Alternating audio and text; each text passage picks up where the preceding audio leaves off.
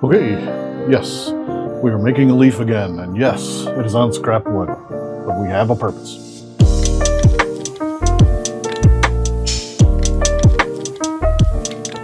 All right, so looking through different oak leaf shapes that I found on the interwebs, I'm going to be drawing in our leaf shape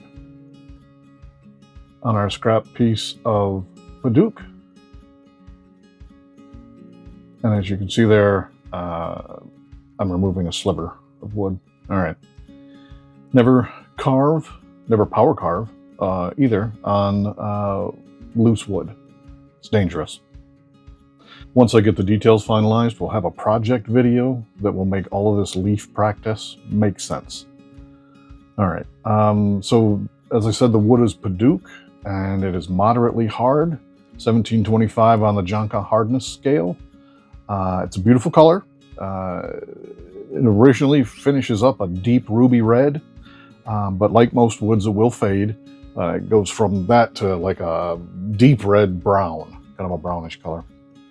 All right, so I've got 4 flex shaft rotary tools that I use when I'm carving, and I like to set them up in a way that'll benefit my workflow.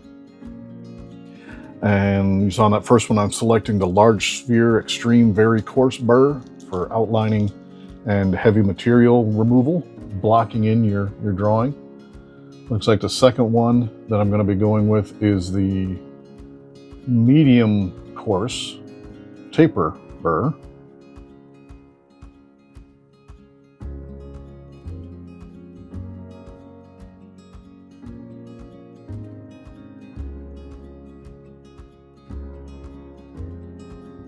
Tighten it up with my pliers.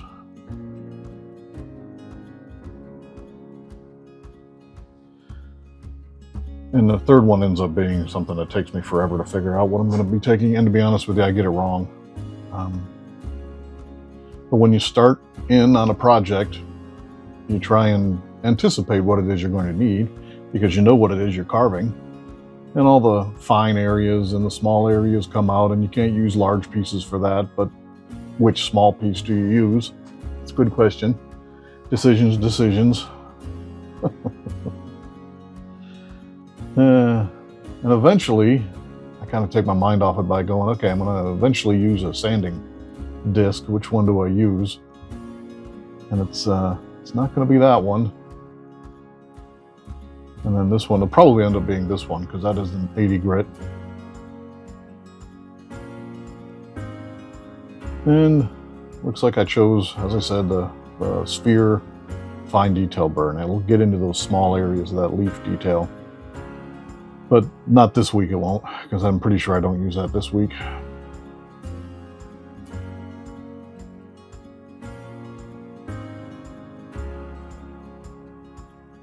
So my last flex shaft is actually connected to a Wen rotary tool. It's the orange and black ones. And that's a very finer nut sandpaper you'd want to start off with. The Wen that I'm using has less amperage, therefore a little less strength to it than the Dremel 4300s that the other 3 are. So I use it for sanding, just because you're not going to be pressing all that hard on sanding. So it's a good fit.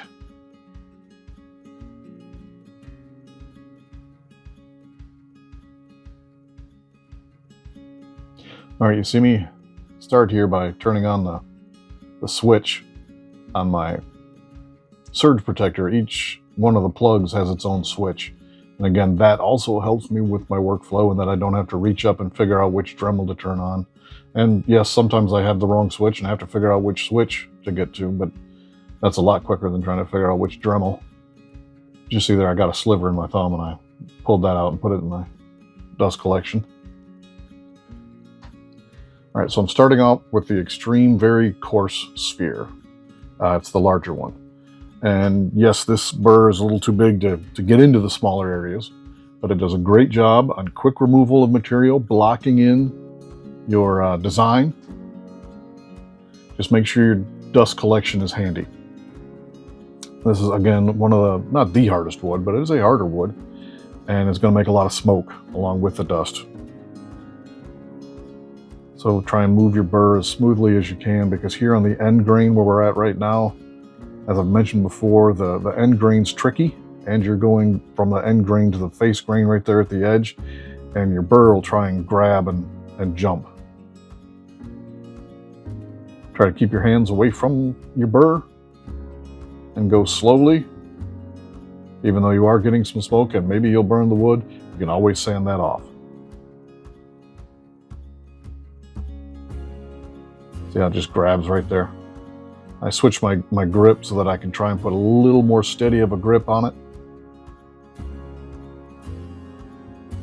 And I use very quick, short, and I don't press as hard. Still cuts everything away.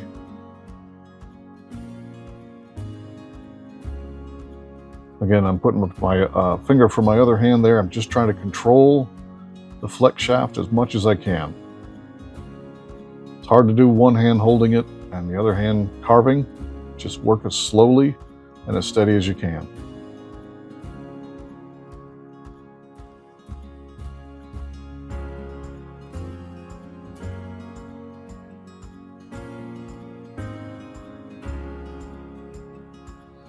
And you're blocking out your pattern here, but you're also keeping in mind that you're going to have room to manipulate your other burrs and bits into the same space.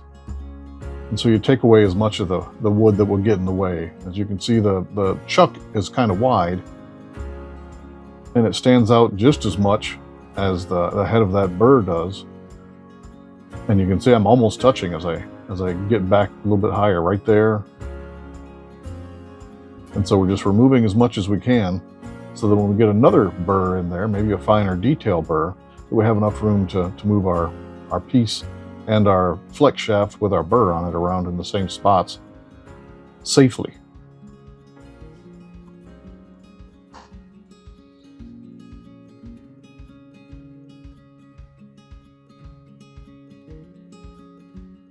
I continue on just removing material.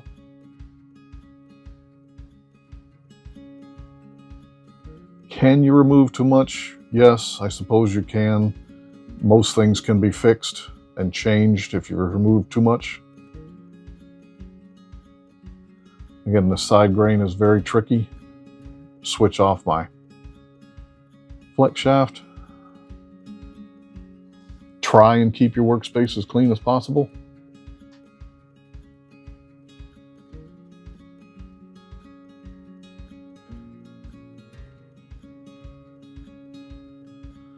All right, and as I do my best to hide my work from the camera, I can talk about that dust collection hose. That's a 4-inch dust collection hose that's attached to the portable version of the dust collection unit from Harbor Freight. If you look at the pictures on Harbor Freight's website, it's one that has wheels. I removed the wheels and I actually just screwed it directly to the wall. I'm not sponsored by Harbor Freight, but this particular unit works very well for what I'm doing. And as you can see, I'm just blocking out there. Even though I've hidden myself from the camera, I'm just blocking out. To the top right, just above my burr holder, you'll see that I've got just a corner of my air cleaner. I used a high CFM or cubic feet per minute fan, one of those that you use for drying the floor after a flood. It moves a lot of air at once, and I just built a box for it. Made sure that it was stationary in the box, and it uses as many as 3 24 by 24 filters. And you can choose whatever MERV rating you want for that. The higher the MERV rating, the slower the air is going to be moving through it. So it all depends on how much dust you're making and how fast you want it cleaned out. And as you can see, I'm working pretty close to that 4-inch duct, right where that vacuum is coming from. And it is, doing a great job of just sucking up that smoke. But the sawdust or the carving dust there gets everywhere. So it gets on my hand and it gets on the table, my workbench, and that affects how you work. So you got to be careful. So no matter how close you get, you're going to have dust everywhere. And this padauk and many other exotic woods can be irritating to the skin and can give you respiratory problems. I use a 3M full mask with P95 filters, just because sometimes when I'm working and I'm trying to see closely or detail close to the wood, I'll get sawdust in my face, and I just use the full face mask. The padauk doesn't seem to bother my skin, but too much of it, without using a mask, and I'll get a scratchy, dry throat for a couple of days, and it's not good for you. If it does that to your throat, you wonder what it did to your lungs. So I'm continuing here to block out the material. Remove as much as I can, just blocking out the leaf shape.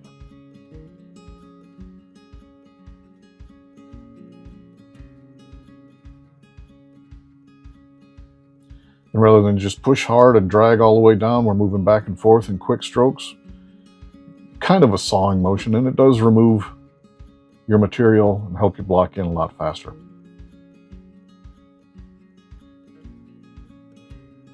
Now, how deep do you block in? Well, you block in as far as you need to settle this in your mind. You're trying to bring something out of your mind that you're seeing inside your head there, and you're trying to bring it into reality. So you have to block it as deep as you need to. Sometimes you block a little bit more deeply than you would think that you'd need to.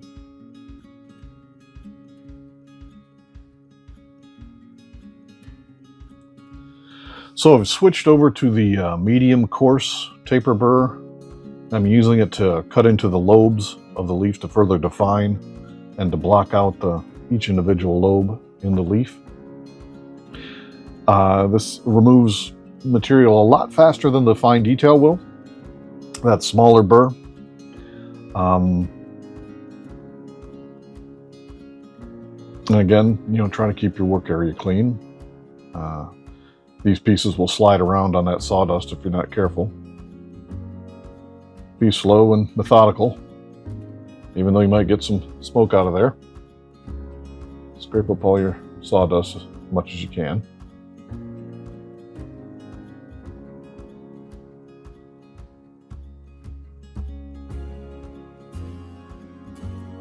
Now this is an example of work slowdown, because I'm looking at this piece and I'm thinking that's not what I need. So I have to take it off and then think about what it is that I really do need. And that small sphere fine detail burr is what I originally had on there. And what it looks like I'm going for here is the very coarse taper burr, not the medium coarse, but the very coarse taper burr. I have two of these very coarse ones because I had broken the shaft on one when I had the burr slide out of the chuck. See, I'm tightening it as much as I can here, but I think it's going to come loose here in just a second.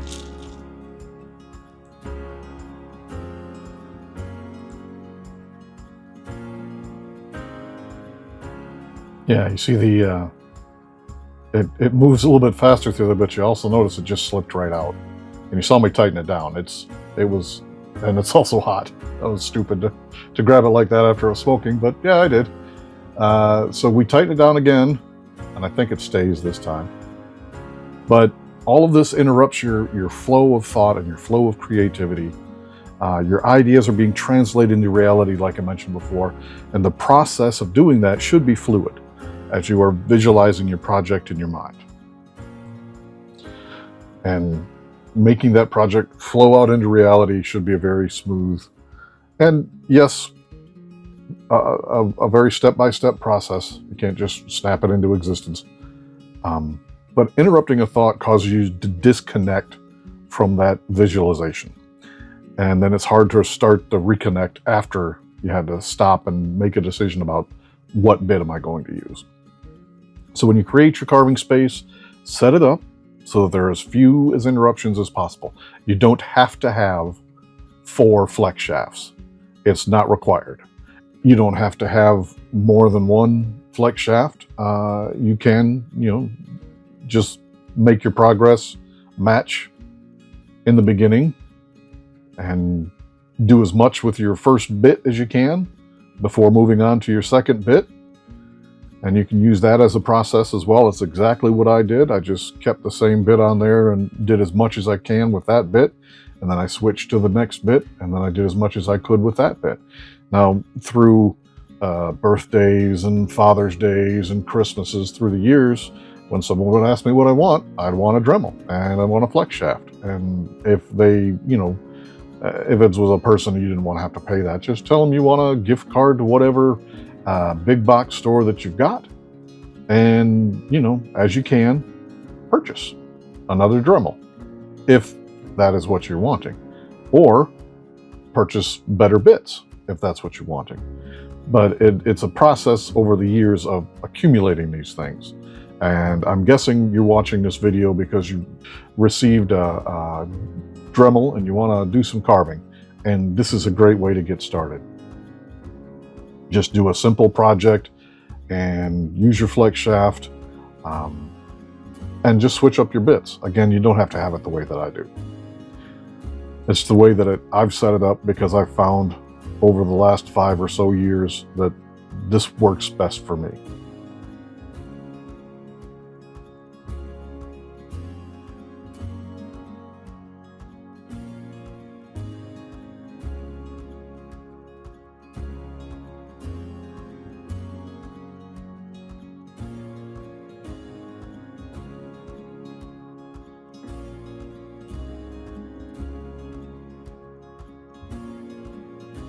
All right, I had already switched to that very coarse sphere burr for just a second.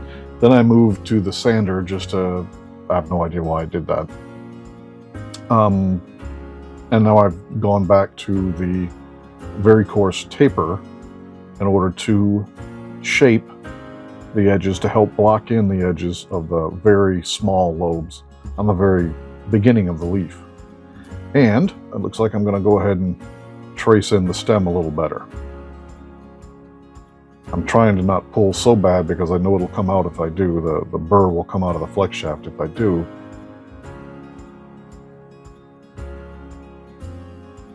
But I'm also trying to make the leaf into a shape that works for me, that helps with my creative process. And you'll find that if you don't make your cuts exactly the way they should be made, you'll be frustrated with your piece sometimes.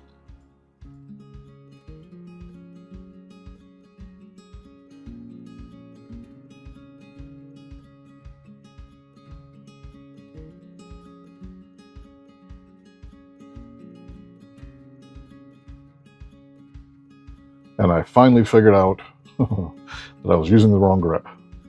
That wasn't a fine detail. That was something that was going to require a little more of a stronger, solid stroke.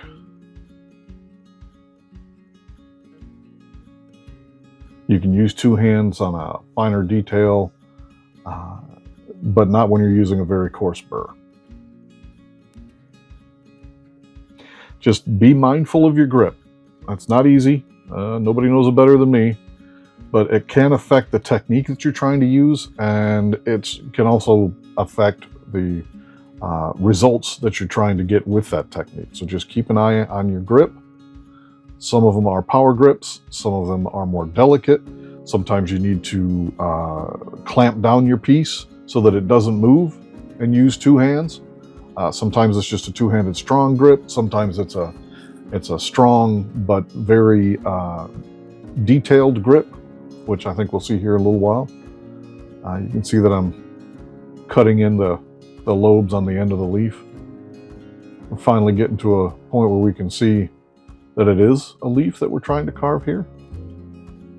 Very roughly blocked in.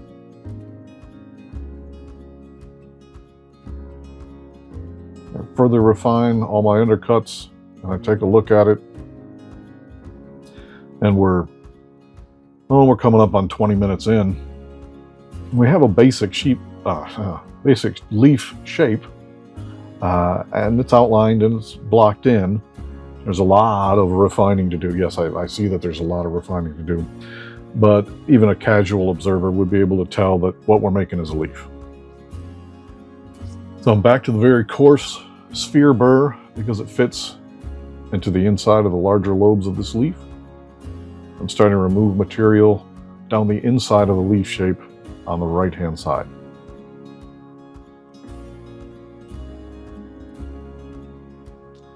Now this technique that we're starting here is what is sometimes called drapery. It's an artistic term. If any of you have ever taken art classes, you may have heard it, maybe you haven't.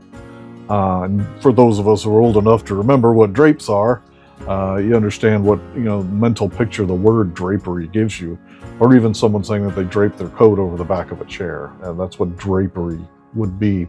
And you know what, when I say drapery, what we're trying to achieve with this particular lobe. These lobes, or this leaf, is partially hanging down over the side of maybe a branch, or perhaps the wind is blowing. Whatever your particular leaf is doing, maybe it's sitting on a rock or a different pile of leaves, doesn't make a difference. We're creating drapery for a reason here. This particular technique, drapery, is found in all sorts of different art. You'll find it in paintings and drawings, chalk, even pastels, you'll find it. And it is one of the ones that the earliest pieces of art that I saw it in that affected me was Monet's The Walk, Woman with a Parasol. If you get a chance to look that up, her dress, it's an oil painting. Claude Monet was a impressionist oil artist. And you can see the drapery in her dress that he created there with his oil paints. It's a beautiful piece. All right, but the key is to make it flow naturally. You want to make sure that this flows all the way across the leaf. So right here, we're just doing the right-hand side, and we're trying to remove all the spots that are hard edges so that when it flows all the way across. I've kind of moved to the top here, top view, so that we can see how I'm doing the drapery. Every one of the lobes where that larger burr will fit into. Don't ever try and force a burr to work in a spot that it won't work. It'll do nothing but frustrate you.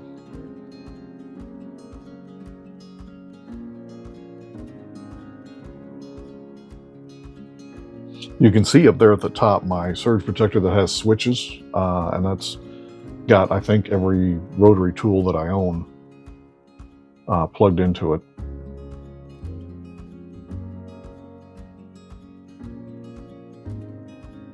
I think I got that clamped. And I just do not have the camera placed right.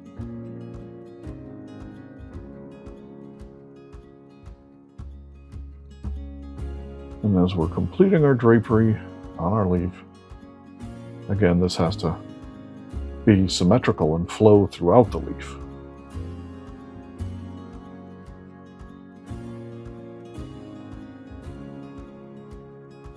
You can't just have one side look like a stiff board and the other side have a beautiful, flowing, natural, organic shape to it. That would be incongruent. I think down here, I'm just removing a lot of material on the inside of the leaf so we can make the leaf curl in some spots.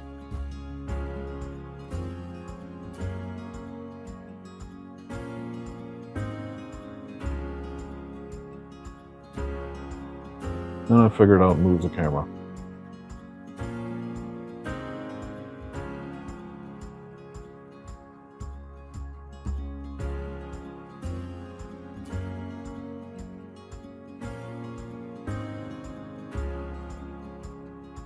And yes, this piece is clamped, and I'm actually using a double-handed, kind of a strong grip.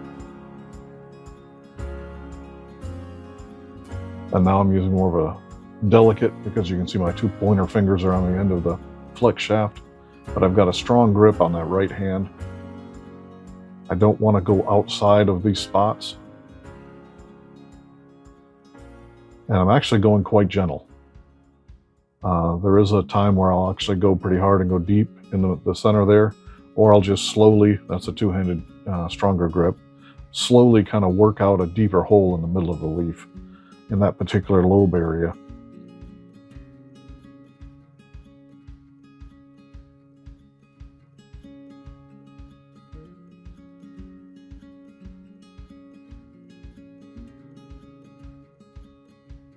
So where those leaves and the lobes kind of pinch towards the middle, again, keep your dust collection where you need it.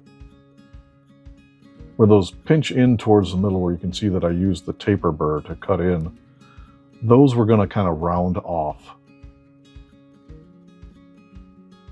When you fold something like that and the fold comes together, like in that leaf, the spot where it folds will be raised.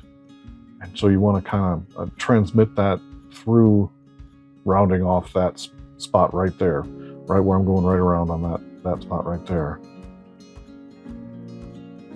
And I move to the top. And I try to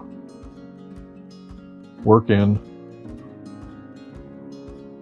to these little spots, not too deep into them because they're smaller spots. And that larger burr, see me round it off right here. That's what we're doing. See how that rounds off? When you have a fold, you need to, as part of drapery, you need to make sure that it's raised, and you have, lower spots and higher spots that make sense, that are symmetrical.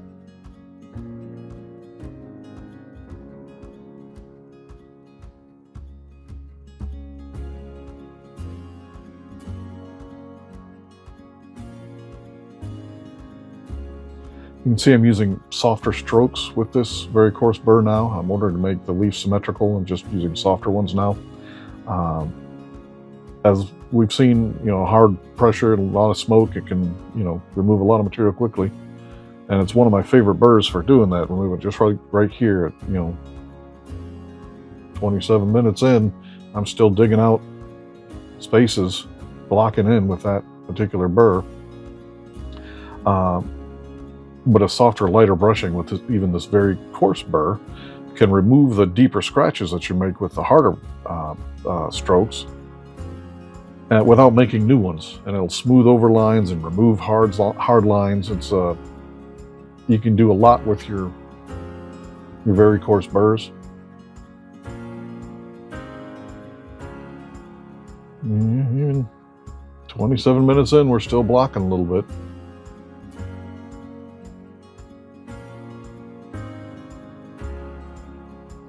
If you don't smooth over the lines at this point, it will frustrate your eye when this piece is sitting between sessions that you're able to work on it. You always want to put it somewhere that you can see it so that you keep the piece in your mind and you remember to do some work on it. But looking at an unfinished piece that stopped at a place where you didn't want it to, it frustrates you. It doesn't look the way you would want it to look. And of course, I just clamp this piece down again, and we're still blocking in at 28 minutes and 20 seconds in, and so I'm still doing undercutting here.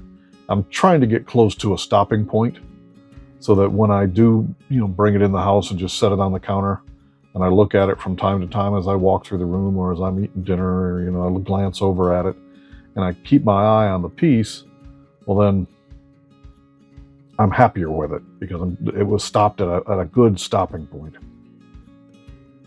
I've switched back to the very coarse taper burr to do this deep undercutting. And I've got it clamped down, and I'm using a strong grip so that I can keep control.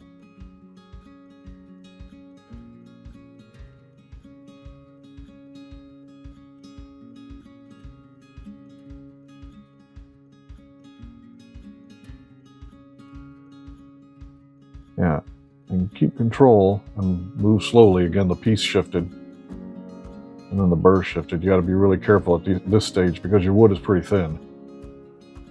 You don't want to gouge right through it.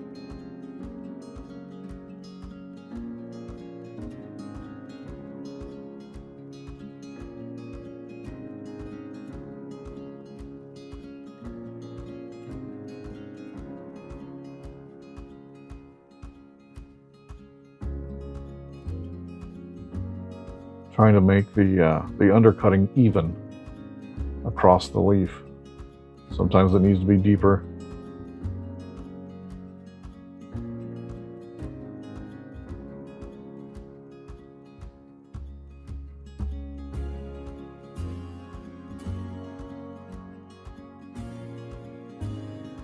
Now you can see up there at the top I've got some pencil marks still. I haven't completely blocked in the form altogether. And next week we're going to do that, but I take a look and I turn it around in the light so I can see it at different angles in the shade. The shades and the drapery and all that kind of come into view, and I work just a little bit more to make myself happy at my stopping place.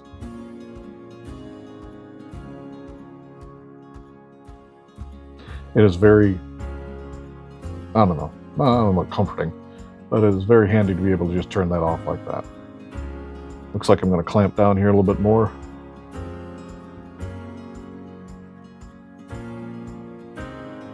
And I'm going to use that very coarse large sphere, and I've looked and I've seen some lines I want to smooth out. And some wood I want to remove. Sometimes if you've got the faded oxidized wood color still on the outside, and again it frustrates your eye. Yeah, I was hoping I'd remove that spot. I'm looking straight at it. Okay, good job. Good job past me.